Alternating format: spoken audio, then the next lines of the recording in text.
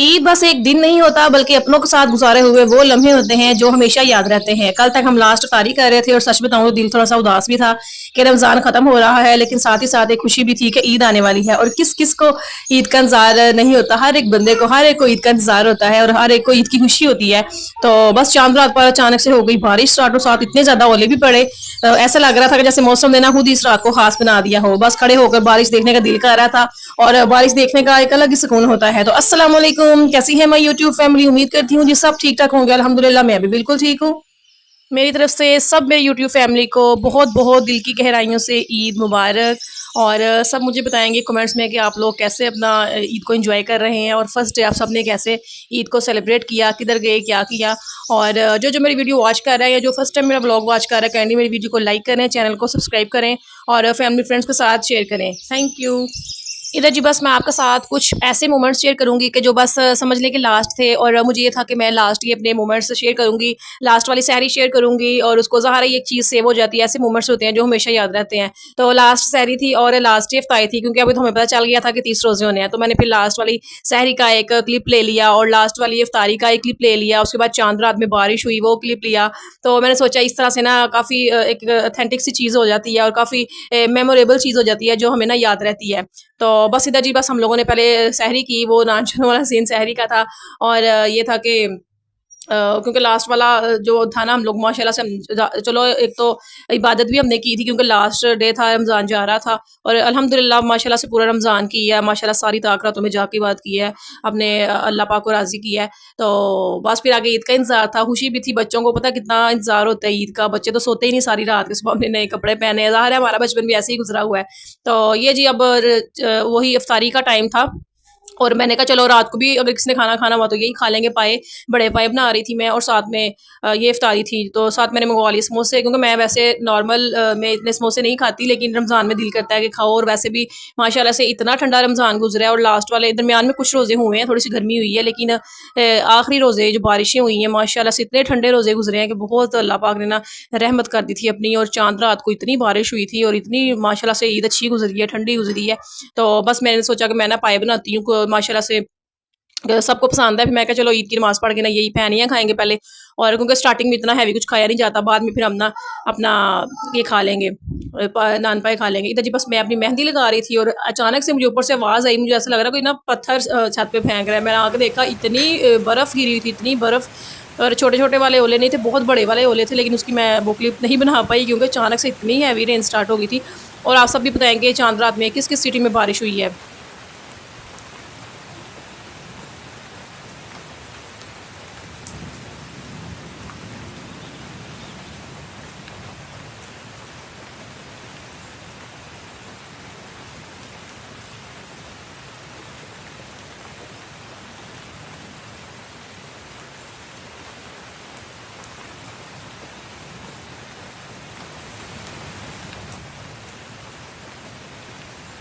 और ये है मेरी ईदी माशाल्लाह से फ्रॉम माय हस्बैंड। और उन्होंने मुझे ये ईदी दी थी लास्ट टाइम, वो खुद थे मेरे साथ ईद पे। पिछली ईद उन्होंने पाकिस्तान में की थी, तो उन्होंने मुझे खुद ईदी दी थी अपने हाथ से। इस टाइम तो वो नहीं है और ज़ाहिर आजकल का माहौल इतना ख़राब हुआ है, तो उसकी वजह से ना फिर वो आ नहीं सके। जितनी भी लोगों की जो जिन्होंने आना भी था उनकी भी फ़्लाइट्स कैंसिल हो गई थी।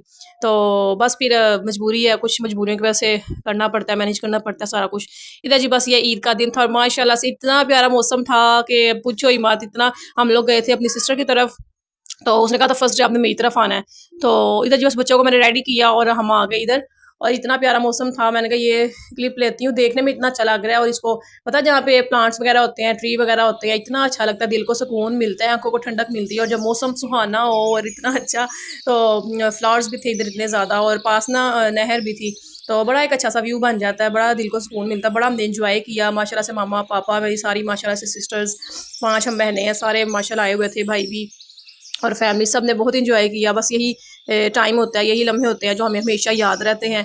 अपनों के साथ गुजारे हुए जो लम्हे होते हैं ना, वो कभी नहीं भूलते। और स्पेशली ईद पे तो जो मेरी बहनें आउट ऑफ सिटी हैं, जो ईद पे नहीं आ सकी मायके मायके में ना, तो बड़ा उनके लिए मुझे होता है, अफसोस होता है कि क्योंकि वैसे तो लड़कियां मैनेज कर लेती हैं, लेकिन ईद पे ऐसे त्योहारों पे ना मायके की बहुत ज़्यादा याद आती है कि मायका हमारा पास हो। मेरी मम्मा का घर यहाँ से 10-15 मिनट दूर है। वो इंशाल्लाह मैं आपसे वो भी व्लॉग शेयर करूँगी अपने पार्ट 2 में ईद के सेकंड डे पे। और ये मेरा फर्स्ट डे का व्लॉग है, तो क्योंकि सेकंड डे मामा की तरफ जाती होती हूँ, फर्स्ट डे सिस्टर की तरफ गई थी।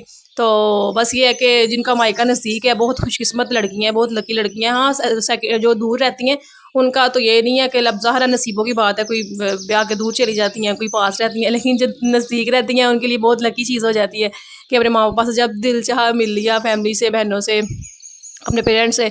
और जो दूर रहती हैं बेचारी वो बस फिर इंतज़ार करती हैं कि स्पेशल मोमेंट हो, कोई ओकेजन आए, इस तरह का ईद वगैरह हो, इस तरह के लम्हे आए तो फिर हम लोग जाके ना मिलें।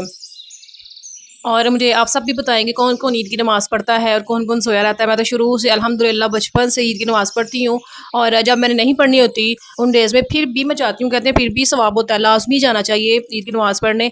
मतलब जिन्होंने नहीं पढ़नी वो जाके वहाँ पे खड़े हो जाएँ, खुतबा सुने, दुआ माँगे। कहते हैं जितने कदम चल के जाओ ना उतने कदम सवाब होता है, और तकबीर वगैरह पढ़ते रहना चाहिए। तो मैं शुरू से जाती होती हूँ, बचपन से इतनी आदत पड़ गई है कि मैं ईद की नमाज़ ना पढ़ूँ तो पता ही नहीं चलता कि ईद है। तो अपनी बेटियों को भी लेके जाती हूँ, माशाल्लाह से वहाँ छोटे-छोटे सारे बच्चे आए होते हैं। तो कुछ हैं आई थिंक पेरेंट्स नहीं, मदर्स जो नहीं जा पाती, या फिर बच्चों की वजह से, या बच्चों मैं तो बच्चों को उठा के लेके जाती हूँ, उनको मैं टाइम से सुला देती हूँ। ना भी सोए तो मैं फिर भी उठाती हूँ, क्योंकि मैं तो ये मिस नहीं कर सकती, और बच्चों को मैं घर छोड़ नहीं सकती, बच्चे कोई होता ही नहीं पीछे। तो इसलिए मैंने नमाज़ पढ़ी, और आप सब भी बताएँगे किस-किस ने ईद की नमाज़ पढ़ी थी। और उतना माशाल्लाह से मौसम भी अच्छा था, बारिश हुई हुई थी ना, तो बहुत ज़्यादा ठंड हुई हुई थी। तो ऊपर से मैंने बच्चों के कपड़े ले लिए थे, शॉर्ट्स वगैरह यार ले ली थी, वो मैंने पता है अचानक से गर्मी हो गई थी, तो मैंने अपनी छोटी बेटी के लिए निक्कर शर्ट्स जो होती हैं शॉर्ट्स वाली वो ले ली थी। तो बड़ी तो फुल पहनती है, लेकिन ये है कि बच्चे तो हो गई थी, शुक्र है मैंने एक ड्रेस ना फुल वाला भी लिया था, टाइट्स का, टाइट्स नीचे पहनाया था। तो बस यही है कि कोई नहीं, फिर हो जाता है ना इस तरह, बच्चों को फिर मैनेज कर लिए टाइट्स वगैरह पहना के। जो शॉर्ट्स वाले कपड़े हैं वो रखे हुए हैं, अब थोड़ा सा मौसम चेंज होगा, धूप शूप निकलेगी, फिर बच्चों को पहनाएंगे। और ये थी मेरी फुल लुक ईद की, क्योंकि मैं ना बहुत से सिंपल ड्रेस वेयर करती हूँ, मुझे एम्ब्रॉयडरी वाले कपड़े नहीं पसंद। हाँ, जब मेरे हस्बैंड आए वो फरमाइश करें ना, तो फिर मुझे होता है मैं ये भी करूँ, ये भी करूँ। वैसे मेरा इतना ख़ास दिल नहीं करता, लेकिन मैं नॉर्मल रूटीन में या ईद वगैरह पे भी ना मुझे नॉर्मल इस तरह के कपड़े पहनती हूँ, सिंपल हों और स्टाइलिश हों। और ना मीन्स के क्या कहते हैं, मुझे ना कपड़े ऐसे में चुभते बहुत हैं, कोई लैस भी लग गई ना मेरे कपड़ों को, मुझे इतनी उलझन होती है। तो वो कपड़े मेरे पड़े रहते हैं, कुछ मैं करवा लूँगी ऊपर, या चुभने वाले जो कपड़े ले लूँगी, तो एक दिन पहन तो लूँगी, फिर वो मेरे पैसे ज़ाया हो जाते हैं। तो मैं कहती हूँ फिर वो बंदा चीज़ ले ना जिसमें कंफर्टेबल हो इंसान, तो वो फिर मैं इस तरह से ना इस तरह के कपड़े लेती हूँ। ये मैंने बिन सईद का सूट लिया था, तो रेट तो आपको पता है कितने हाई हो गए हुए हैं। और फिर साथ मैंने अपनी एसिया से जूती ले ली थी। तो बस यही है कि चीज़ मैं अच्छी लेती हूँ, सिंपल लेती हूँ, ज़रूरी नहीं है कि मैं फैंसी ले लूँ। और इधर जी बस हम लोगों ने खाना खाया, सिस्टर ने बनाया था शवारी मटन कढ़ाई, और बाद में उन्होंने बच्चों के लिए पिज़्ज़ा मंगवा लिया था। और उसके बाद ना बहुत ज़्यादा टाइम हो गया था, क्योंकि उधर ना उस साइड पे बहुत ज़्यादा ठंड स्टार्ट हो जाती है। इधर भी हम लोग बस घर वापस आ गए थे। और बस यही दिन होते हैं, अपनों के साथ बैठ के खाओ पियो एंजॉय करो, बड़ा सुकून मिलता है सबके साथ, मम्मा पापा के साथ बैठ के, बहन भाइयों के साथ बैठ के। उधर मेरी सिस्टर के घर के पास ना पार्क था, बच्चों को जाते सर मैं उधर लेके गई, उन्होंने कहा हमने झूले लेने हैं और साथ में थोड़ा फोटोशूट करवाना है, हस्बैंड जी को सेंड करना होता है, तो बस वहाँ पे हमने एंजॉय किया। उसके बाद फिर घर वापस आए।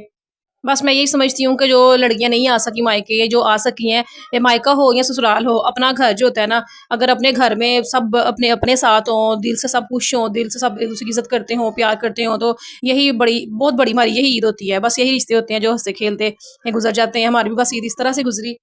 अल्लाह पाक सबके घरों में ऐसी ही खुशियाँ रखे और हमारे रिश्तों में हमेशा मोहब्बत कायम रखे। आप सबको मेरी तरफ से एक बार फिर दिल से ईद मुबारक। और जो मेरी वीडियो न्यू वॉच कर रहे हैं, काइंडली वीडियो को लाइक करें, चैनल को सब्सक्राइब करें। मिलते हैं नेक्स्ट अच्छे से व्लॉग के साथ, तब तक के लिए take care, bye bye and अल्लाह हाफिज़।